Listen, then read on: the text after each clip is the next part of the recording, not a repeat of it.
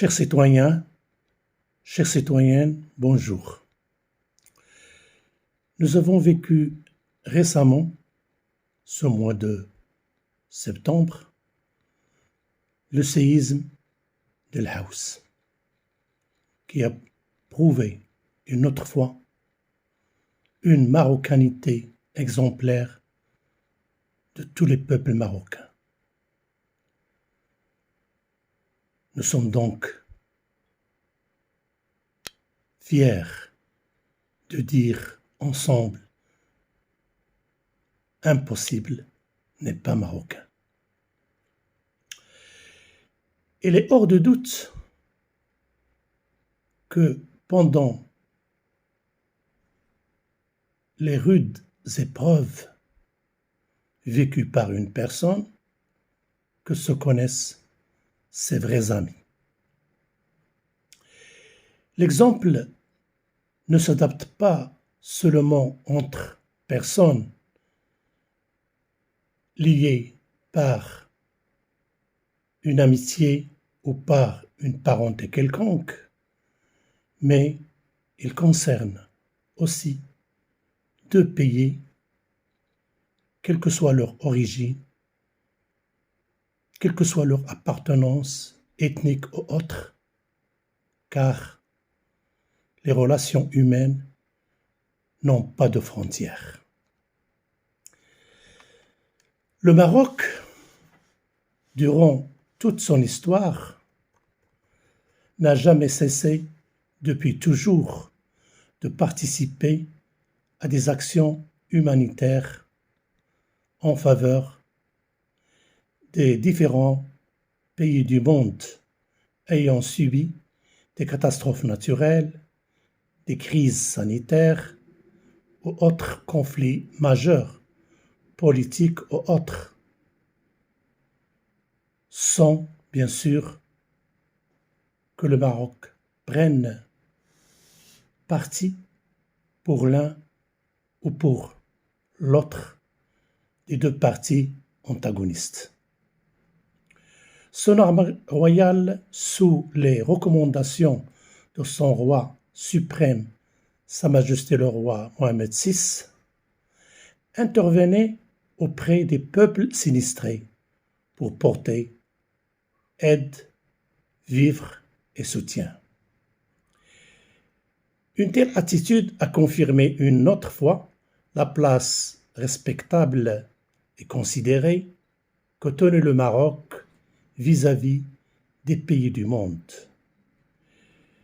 L'histoire du Maroc était jalonnée de nombreux exemples de ces interventions humanitaires, à l'intérieur comme à l'extérieur du Maroc, qui prouvent par la suite la solidarité exemplaire, millénaire, existante entre les différentes couches sociales du peuple marocain lors des catastrophes naturelles,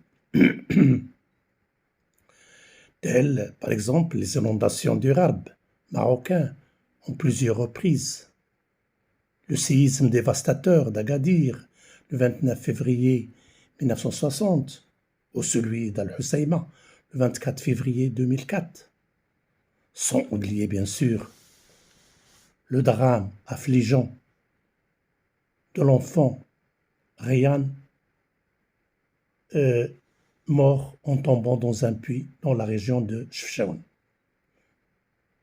en février 2022. La nouvelle du séisme survenu le vendredi 8 septembre 2023 se lança telle une flèche, touchant en plein cœur chaque Marocain. Le drame était d'une telle ampleur qu'il affligea toute âme, insensible soit-elle.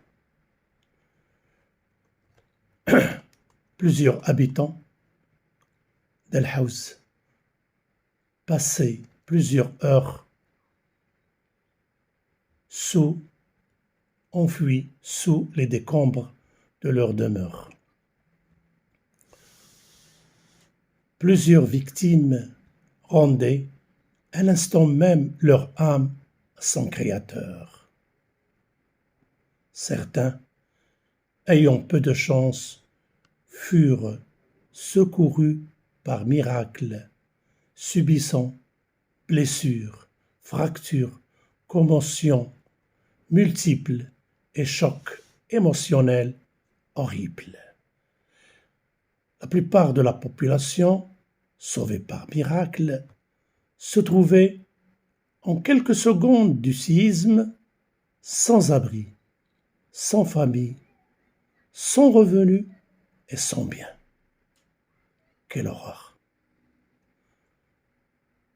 Comme ses habitants d'Al-Hawz s'apprêtaient tranquillement, cette nuit du drame, à entamer leur sommeil habituel, un tremblement de terre féroce et fatal les fit tragiquement jeter dans un autre type de sommeil, cette fois-ci un sommeil éternel.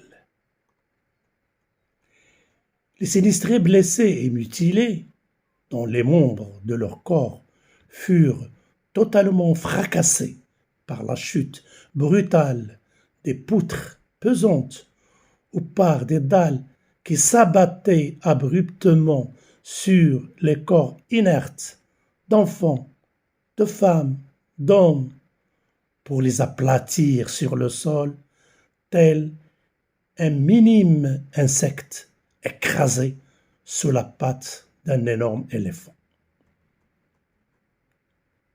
C'étaient encore des enfants, à demi-morts, des femmes inconscientes par l'émotion. Certaines étaient en état d'accouchement, serrant encore entre leurs bras leur nouveau-né.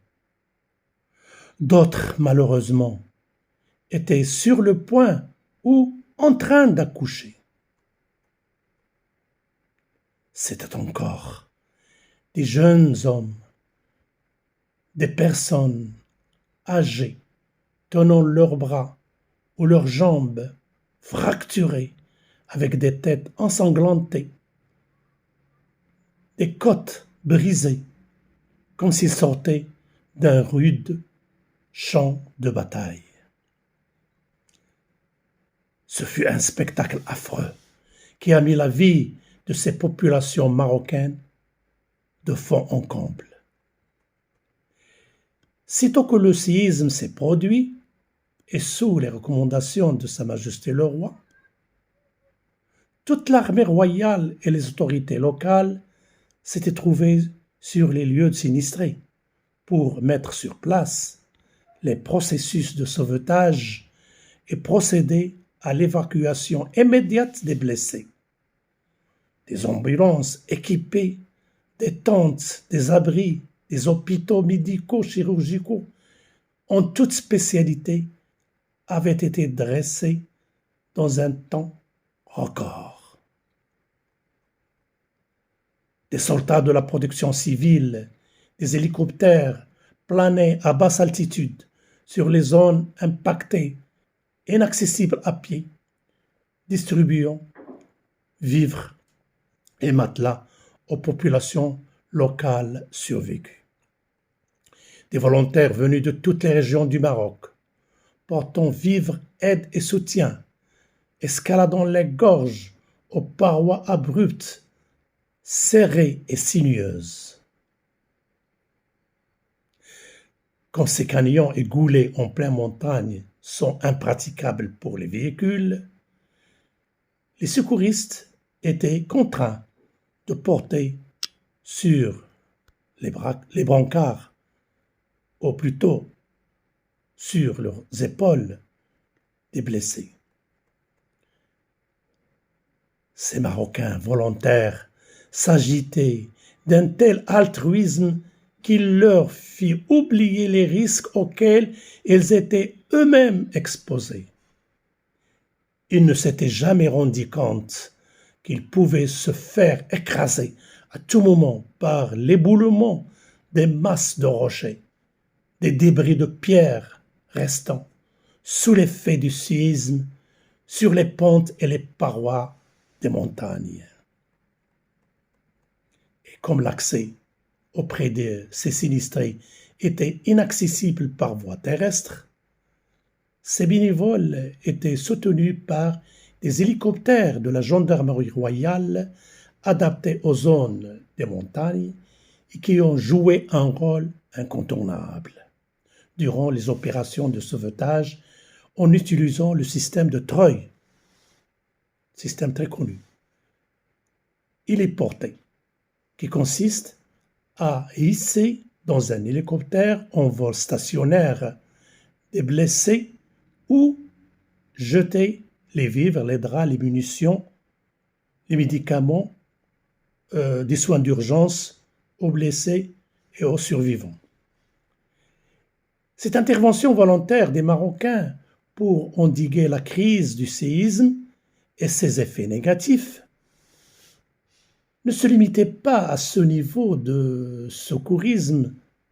Plusieurs dons ont été affectés en faveur des populations sinistrées, émanant de toutes les institutions publiques et privées, les organisations nationales et internationales, de toutes les tranches de la population marocaine. Sous l'impulsion éclairée de Sa Majesté le Roi, plusieurs mesures d'urgence ont été prises, telles reloger les sinistrés, déblayer les passages, les routes et les pentes des montagnes, placer les enfants dont les parents sont victimes dans le système sous la tutelle de l'État, les scolariser, tracer un plan pour scolariser les enfants, multiplier les centres de soins, ouverture d'un compte bancaire de contribution en faveur des sinistrés, dresser un plan de reconstruction des logements détruits par le séisme en soutenant les pierres locales par des éléments de béton pour faire face à des éventuels risques sismiques. Chers citoyens, chères citoyennes, avec le séisme d'Al-Hawz, à tout Marocain de dire fièrement et pour toujours, impossible n'est pas marocain. Bonsoir.